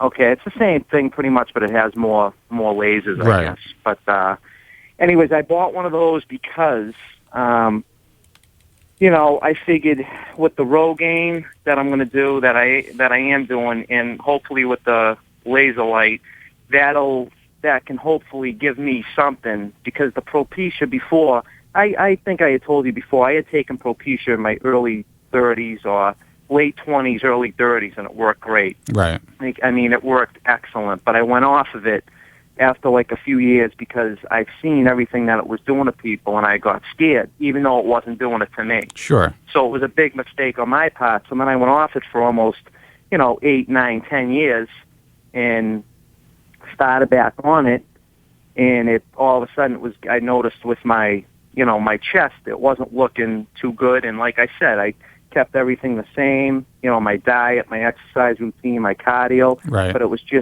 wasn't looking good down below my chest area, and I just thought to myself, should I give it more time? But I didn't want that's to. weird though. As far as gynecomastia, usually it doesn't affect like the lower pec. It will affect like kind of like a center. You'll initially feel pain or swelling in the nipple area, and then you'll start to notice like kind of like a swelling.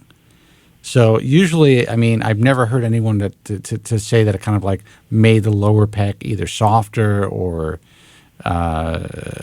painful or anything like that. So that's kind of unusual. I'm not saying that that's not the reason.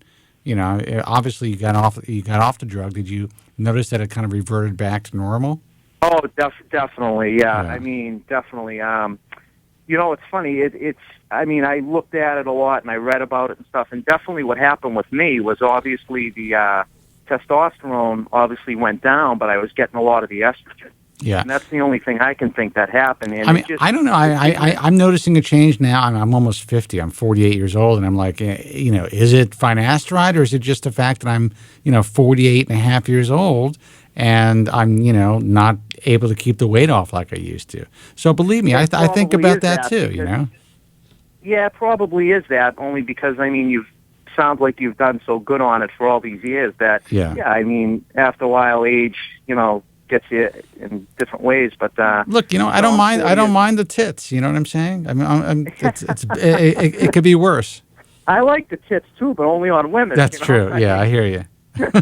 No, but I'm going to see him Monday, and I had emailed him anyways when I was going off of it, and he's very strong with the Propecia. I actually ended up taking, it was the Dr. Reddy's finasteride. Yeah. But like I said, I was off of Propecia for so long that I don't even think it matters that I went to a generic. Yeah. But I just think the stage in the game that, I got older, like I said, I'm 40, and, I took it for 4 months, and I started not, in fact, I think I even put weight on with it. I really do. I felt bloated. Yeah. And, I gave it a shot, and I kept taking it, and I said, after a while, I said, I can't keep doing this. Now, did you try to 196 pounds? Did you try to like lower your salt and your carbs at all when you were on it, just to see if maybe you were just retaining more water because of it, and if you change your diet, maybe that would help? Yeah, the diet. I think the diet. I'm sorry. Actually, the diet really wasn't a problem. I didn't think, but the cardio I actually even kicked up more. Doing the running and stuff, and I mean, everything's fine now. You know, it did. But I can tell you that, you know, a lot of guys complain about bloat, you know, from minoxidil and finasteride. And I can tell you this: you will see different videos of me when, if I decide to like really control my bloat, I will lower my salt intake and like really deplete my carbs, and all of a sudden my face is really thin. I could drink like, you know, 10 beers a day and I won't be bloated if you know, diet right. And I think there, you know, a combination of, you know, being on drugs that are affecting your hormones and, you know, eating foods that we think we can eat normally, you know, we might not be able to eat the same foods that we thought we could eat once you're on these drugs. So, you know, to me, and again, I'm not a physician, I think sometimes it could be a combination of factors. So, you know, I tell guys, again, not as a physician, but just as a layman, if you're doing well on finasteride and you're starting to notice these changes, really try to work on your diet and see if you can kind of control these changes if you're benefiting from the drug. But in your case, right, you're talking about 4 months, so you probably didn't even see any benefit yet. I mean, you know what? It's funny. Like I said before, I took the drug back when I was about 28, 29, 30 years old, and it worked unbelievable for me. Unbelievable. Yeah. Well, that's right. I mean, You did say hair. that. Yeah. It made my crown a lot smaller, Spencer. Yeah. And I'm not exaggerating. It was like a miracle drug for me, okay? Yeah. And then I went off of it, obviously, over the years. And I definitely lost hair, you know, because I even told him in the last procedure, I said, you could probably do a lot, you know, some more where you did before. And he said, I could because you lost hair, but, you know, you don't want me to go there. You want the crown. And I said, yeah, you wouldn't touch me until I turned at least 40 with the crown, by the way. Sure. You know, he was very, good. He was very serious about that stuff, you know. Well, I can tell you this, that, you know, I mean, and again, and I need to keep saying this, you know, for legal purposes, I'm not a doctor. This is not medical advice. But if you ever choose to get back on finasteride under your doctor's supervision, you might really want to try to see if altering your diet, forget about cardio. I mean, you could run until you're fucking blue in the face. It's not going to change what's happening in your body, in my view. It's all about diet. Right. You know, if you really kind of try to alter your diet while you're on the drug, you can kind of see if you're getting the same adverse side effects. And what I mean by altering your diet, you may be the type of guy that needs to kind of like lower your carbs and your sodium intake while you're taking the drug, and you may not see any, you know, difference in your breasts or bloating, or you may be just a guy that for some reason you're, you know, like the other guy, the other caller, you're getting these aromatizing effects, so you're actually converting you're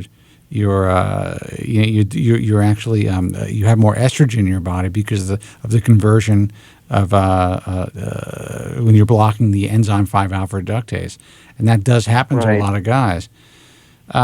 Look, all I know is this: there are guys who suffer real side effects from this drug. There's no doubt about it. You may be one of these guys, and you know what's the value to you at this point? You're in your 40s. You've had a couple of procedures. Do you think you're still progressing in your hair loss, or do you think you're doing okay right now? I think right now I'm doing okay. I definitely think, though, that's why I'm calling too. It's because I almost feel like I want to give the drug a second chance, you know, and because this laser cap, I mean, it was big money, and you know, I can get 75% of my money back. How much did you pay for it? I paid $3,000 for it, and I do it right now. What's the brand? It's called the Capillus 272. CAPILLUS 272. 272. And a lot of doctors have it. Yeah, and, I had no idea that it was actually worth. Of course, the first thing you see is bad reviews, but yeah, well, you know, it's got the most lasers in all the caps that are out there. But anyways, I can get most of my money back within a year if I exchange it. So I said, well, I'll give it the 6 to 8 So months. did you buy it from? So your surgeon is who, Leonard? Yes. Yeah. Yeah, that's That's a lot of money. I got to tell you, man. That really is. It is a lot of money, but you know what? I don't have any kids. I mean, I'm not married right now. Yeah, and everything. Yeah. So you know what I'm doing? You know what I want to do, and like I said, without the Propecia, that's why I got it, because I know the Propecia helped me so much that I feel like I can't take it now at this age, because I want to look good. I don't want to look like I have, bitch tits or whatever. But right. I almost feel like, I know if I was taking the Propecia, my hair would actually look probably, not a lot better, but better. And, okay, so here's my thing, and then I have to actually close up shop. But so you stop taking the drug. You don't have any pain right now, and you feel like that you don't have the breasts, right? Everything went back to normal. So talk to your doctor, talk to Leonard or whoever else you want to speak to, and say you're considering going back on the drug, if that's what you want to do, of course, and then really consider watching your diet, watching the foods that can actually increase your estrogen, staying away from like soy products and staying away from like a lot of salty foods and a lot of high glycemic index carbs, and see if you could actually kind of avoid that side effect while benefiting from the drug. I believe, as a layman, that it's possible. So if it's something you really want to try, at the very least, you know that you've taken it, you had the side effects, they reversed once you stopped. If you're willing to take the chance again, then maybe take that chance while changing your diet and see what happens. Yeah.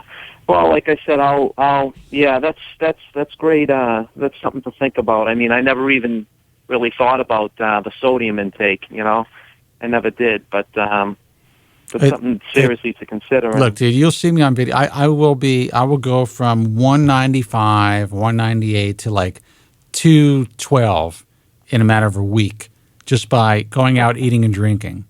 And I look like a different person. I see myself in pictures and video, and I know that's going to happen. I accept that, But most people don't realize that they can control a lot of the way that their body reacts to foods, and sodium is a big deal, and carbs. The thing is, when you eat high glycemic index carbs and you're eating sodium along with those carbs, and you drink alcohol, you really retain your tissues retain a lot of water.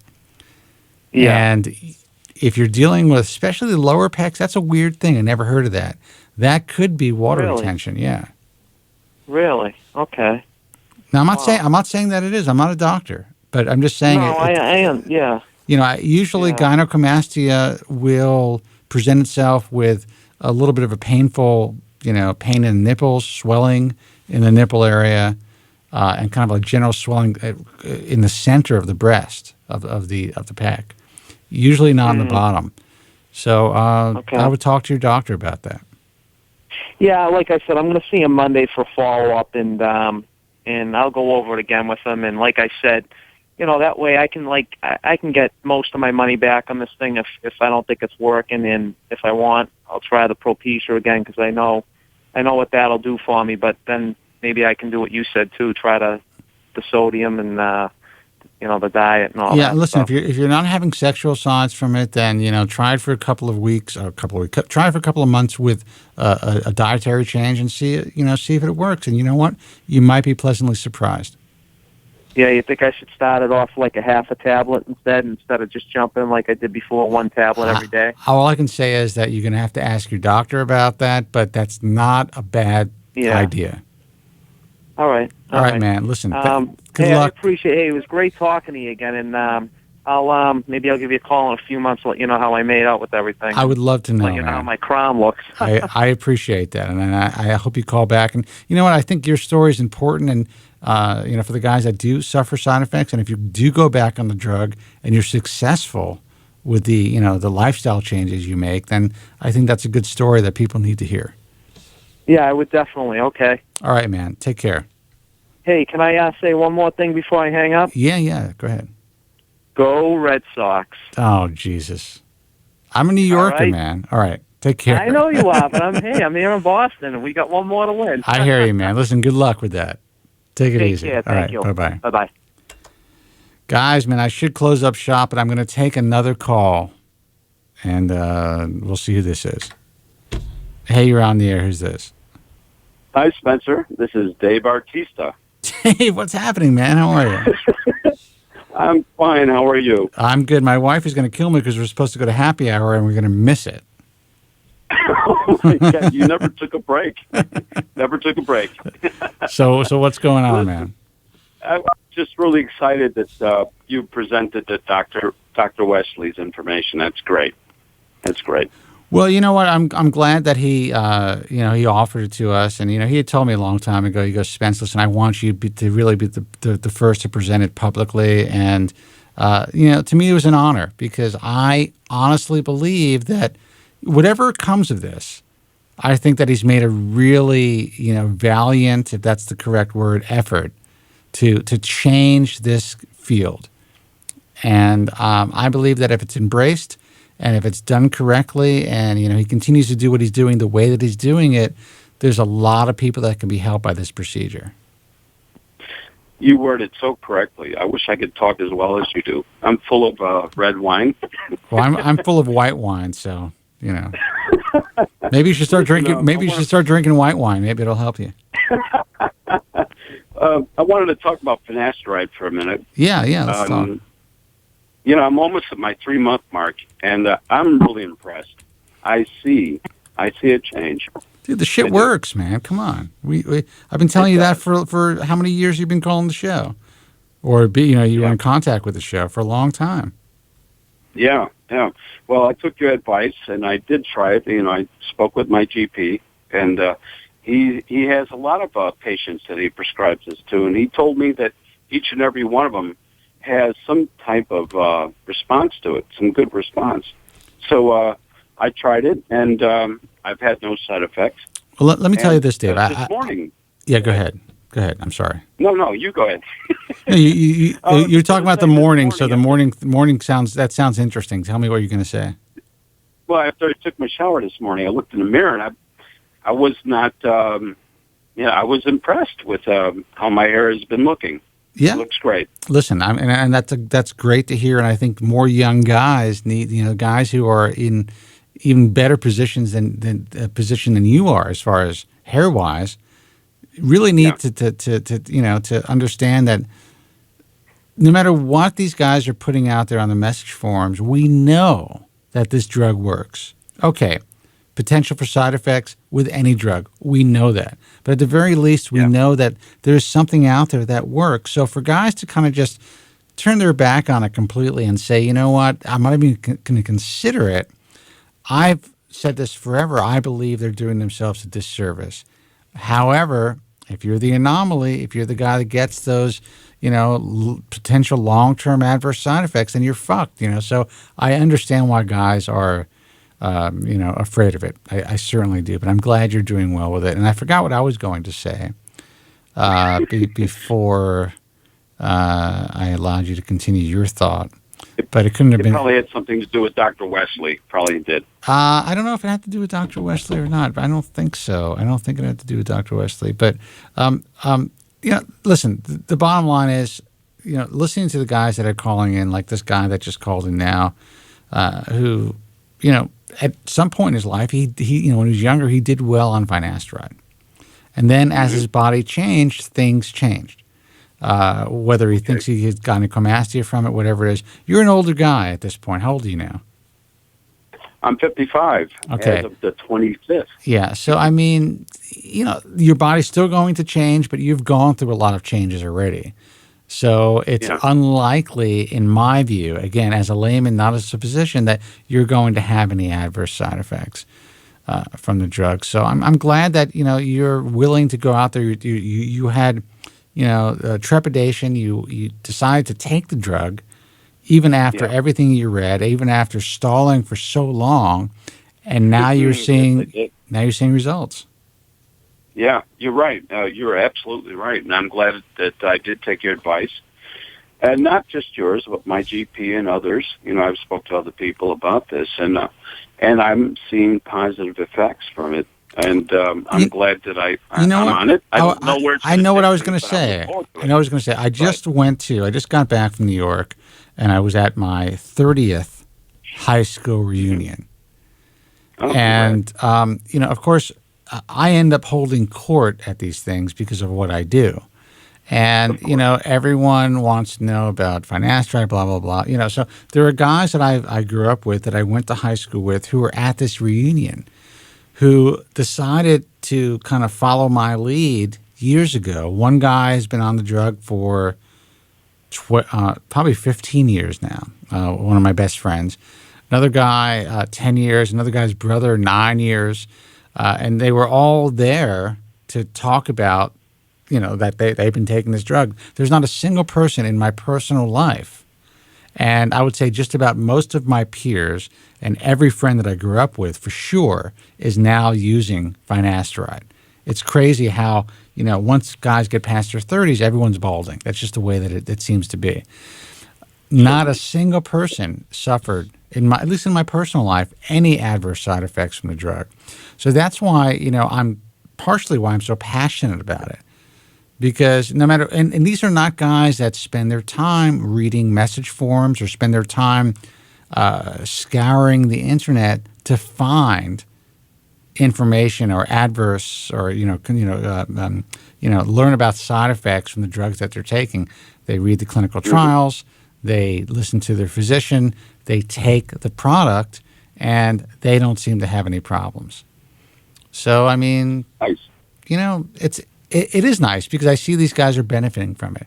Now, that's not to say that the guys that are going to be on the message forum tomorrow saying, I can't believe Kobren is still promoting finasteride. I don't promote finasteride. I just talk about my experience and the experience of those that I know and the thousands of people that have who have contacted me over the years who have benefited from the drug.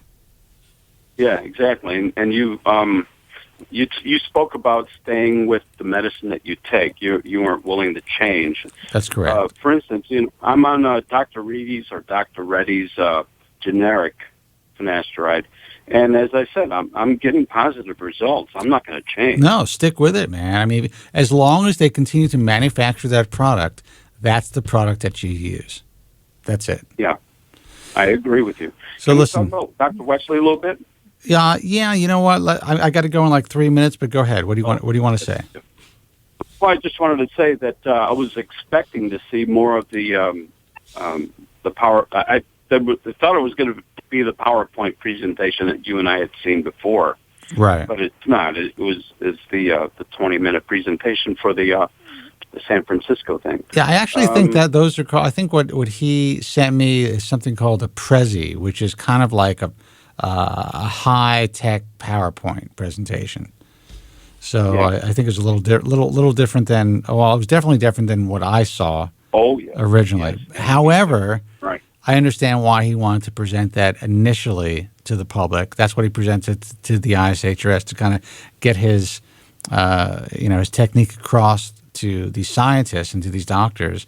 But he will be presenting some more of the stuff that I think that you saw and some stuff that I saw that I know that he may have said that you saw the same stuff as well, but I think it's a little more in depth.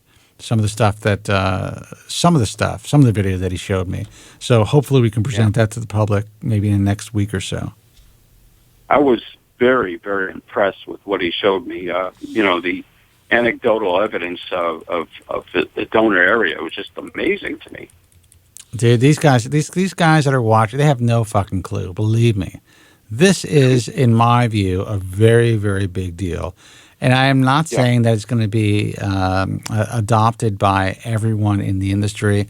It could end up that there's only going to be 3 or 4 people who are providing this particular service, and there could be end up being a premium for this service. I don't know how it's going to evolve. All I know is that it works, and at least at this point, it doesn't seem to be anything that is damaging.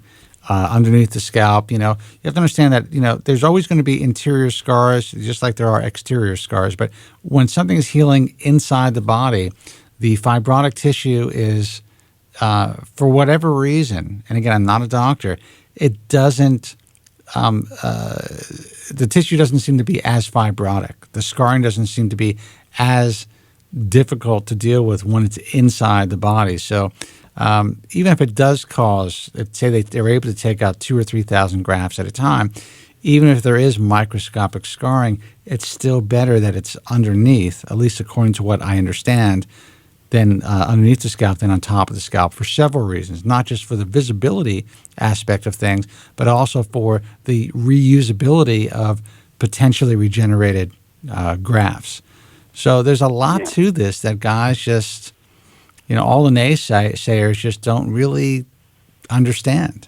So, right. And I'm glad that you've been a big proponent, and I'm glad that you go out there online and you do your thing. Yeah, I've been keeping myself at bay for a long time. I haven't wanted to talk too much about it on the forum until recently. Yeah. But I wanted to meet up with Dr. Wesley soon, which I guess that's going to happen, and we'll see where that goes. I look forward to it. Yeah, well, I look forward to a lot of things that are going to be happening this year. And I look forward to actually having Dr. Cristiano on the program. I have not had her on the air for at least a decade. And I was really excited when she contacted me and said, hey, look, Spence, we got this new thing coming out. We'd like to get it out on the program. She's had some, just personal things that she's dealing with right now that she couldn't be on the show tonight. But we will get her on the program. So, I think the young guys have so much more to look forward to than we had when we were their age. And we have a lot to look forward to also. Yeah, that's true. So, that's very true. All right, man. Well, listen, keep doing what thing in the future. Keep doing what you do on the forum. I really appreciate your participation, all right? Oh, thank you, Spencer. I certainly will. Thank you. All right. Appreciate it. Take care. All right. Bye, All right. everybody. Joe, man, I'm going to say goodnight. No more airtime for me tonight, Spencer. This is your airtime, man. I come back to you to say goodnight. Good night. Just say one thing quick. Will these new protocols will help me too in the future? There's no help for you, Joe. Come on. You know that. Of course they'll help you, Joe. And we'll do whatever we can to help you. You know Thank that. You, man. And that's when I say, Spencer, I hope your father's doing well, and I just hope they don't cancel your health insurance in California. Well, I'm not that concerned about them canceling my health insurance. I do know my premium's already gone up, so I'm in a fortunate position where I could, at least at this stage, afford my health insurance. But something I don't want to get into as far as the politics, but it amazes me that there is such a large segment of our population that actually thinks that this Healthcare Reform Act is going to benefit them in a way that, it will benefit some people, but it will not benefit this country. It's unfortunate that so many people are being sold a bill of goods, but what are you going to do? Well, it's being exposed on TV now. 15 million people are going to lose health insurance this year alone. So, it's a fact. That's not a political statement. Well, I just hope your father's doing better. Now you have to go with your wife to happy hour. I just want to say, Spencer. I thought I was going to, but she just told me that I'm not. Oh, you're not. So we'll stay off another hour. No. Then I have a lot more to talk about. No, listen, I got to go, guys. Listen, guys, thank you so much, Joe. We will talk soon, all right? Thank you, Spencer. All right. Good night, Dave Artista, my good friend, and good night, Jerry and Brady. You got it. Guys, listen, thank you so much for hanging out tonight. We did run a little late, and because we started late as well. Thank you, Andrew Zarian, for helping with the new software and everything that was involved as far as getting the show up and running. Let's hope that we can continue to keep things improving. I want to give out the websites, thebaldtruth.com, for archive versions of this broadcast. Also, if you want to interact with other hair loss sufferers, you can check out baldtruthtalk.com. Remember, listen, I say it all the time. I own the message forum, and I will tell you that take whatever you read on that thing with a fucking grain of salt. That's the way that it is. There's some great information. There are physicians who are providing some great results and providing information, and they're answering people's questions. But realize that, you're dealing with in many cases, anonymous users on a message forum who are providing you with, information that some people look at as the gospel, and it's not. So take anything you read on any message forum, even mine, with a grain of salt. But if you want to interact with other hair loss sufferers, learn from them, share your experiences, hopefully we can get the good guys to go out there and share their real experiences with others. Go to baldtruthtalk.com. And of course, you can check out, get some basic hair loss information on the American Hair Loss Association, which is americanhairloss.org. Until next time, I want you all to be strong. God bless. Thank you so much for listening. And it was great being live again tonight doing the show. So we'll talk to you next time. Thank you very much. I'm sorry for any inconvenience you may have been put to prior to the program, and I'm glad you enjoyed it. And if you could now leave by the exits at the rear, that'd be splendid. Thank you. Good night.